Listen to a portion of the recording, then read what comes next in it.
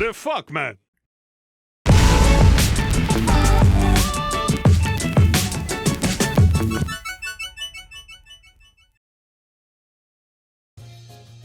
Akiba's Trip Undead and Undressed is an action RPG developed by Acquire, who released the game back in 2013 for the PS Vita and the PS3. The game was later ported to the PS4 and for the PC a year later. You can tell how weird Akiba's Trip is by the game's publisher, Xseed Games, who are known for polishing and localizing very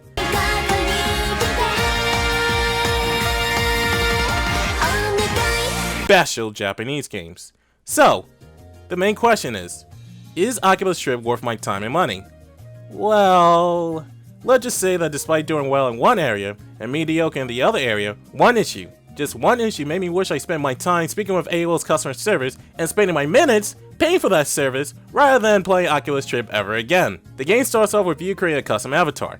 Unfortunately, your options in creating your dream avatar are very limited, if not non-existent, since you unlock new outfits and different player models in New Game Plus. Even though you start with virtually no customization, you're able to give your character a name other than the default player name, Natsushi.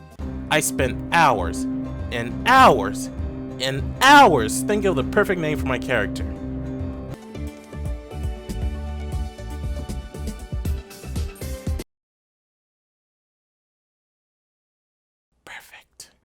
Once you created your character, the game starts off with your character finding out not only has he been kidnapped, but also turned into a synthester. Think of them as the game's equivalent of vampires, only instead of sucking blood, they suck social energy and greed.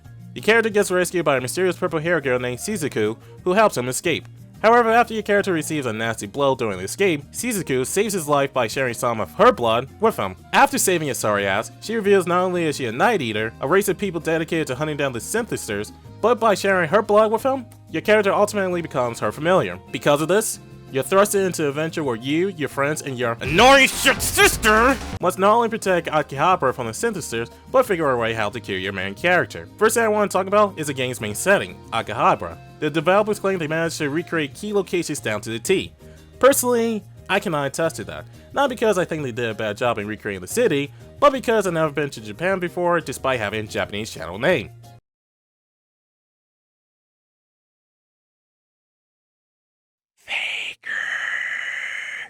I will say they did a great job in making the city feel alive. The environment is filled with tons of people to bump into, different real-life shops, and blatant advertisements. I gotta admit, I'm not sure if I was mad about these in-game advertisements, or impressed that the advertisements managed to contribute to the city's ambiance. If you're already tell by now, but the game uses a cel-shaded look to make it feel like it came from an anime. While I'm a fan of good cel-shaded games, the textures look extremely muddy. This was probably because the game was originally a Vita game, and I'm reviewing its PC port. Which begs the question, why was it ported from the Vita to so many other platforms? I don't know. Still, it wouldn't hurt Acquire to at least increase the resolution of the textures for the game. Since the game was developed for the Vita, the game takes a visual novel approach to the cutscenes. Like a visual novel, still images of the characters talking appear on screen. Unlike a visual novel, each cutscene is fully voiced and Acquire did pick a few characters to lip sync the dialogue. I will admit, I was seriously impressed by Akiba's Trip cast of voice actors. They got Richard Epcar, Christopher Smith, and even Spike Spencer as a main character. Despite this, the cutscenes feel very cheap at times. For example, there were moments in which the characters' mouths didn't sync with the dialogue.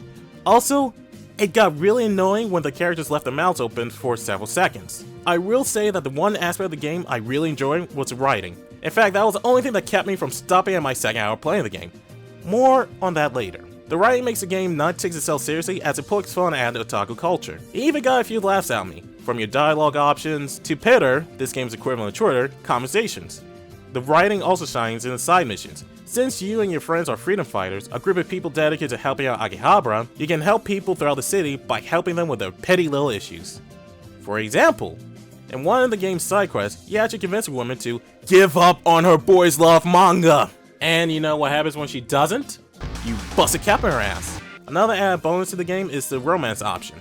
Like so many visual novel-like games, you can wow certain girls based on what you say to them. Your following waifu options are the childhood friend, the sexy older lady, the quiet type, and of course, the classic bitch! The girl you choose in your playthrough will ultimately affect the game's ending. You can even have them in battle with you and help you perform dual strips.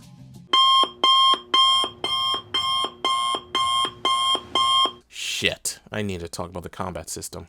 Turns out, in order to defeat the senators, you need to take off their clothes so the sun can kill them. Only in Japan.